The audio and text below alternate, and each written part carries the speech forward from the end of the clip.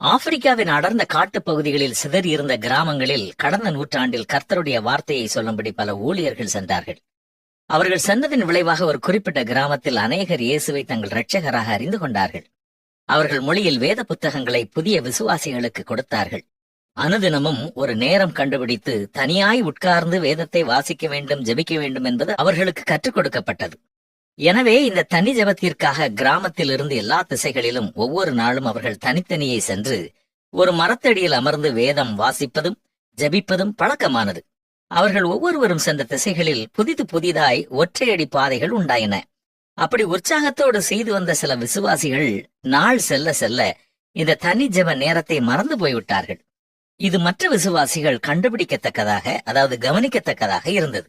ஏனென்றால் அவர்கள் தனித்து செல்லும் ஒற்றையடி பாதையில் புல் வளர்ந்து விட்டது, மரத்தடியில் அவர்கள் அமரும் இடங்களிலே புல் வளர்ந்து விட்டது. இதை கண்ட மற்ற விசுவாசிகள் அப்படிப்பட்டவர்களை அழைத்து தனியாக பேசி மீண்டும் அவர்களை வேதம் வாசிக்கவும் ஜெபிக்கவும் உற்சாகப்படுத்தவும் ஊக்குவித்தார்கள். இன்று நம்முடைய வாழ்க்கையிலே தனி வேத வாசிப்பு நேரங்களும் ஜெப நேரங்களும் உண்டா? தேவனோடு தனித்திருக்கும் இந்த தியான நேரங்கள் கடவுளுடைய திட்டத்தை நாம் அறிந்து கொள்ளவும், எந்த காரியங்களில் அவருக்கு இன்னமும் கீழ்ப்படிய வேண்டும் என்பதை புரிந்து கொள்ளவும் நமக்கு உதவி செய்கிறதாய் இருக்கிறது.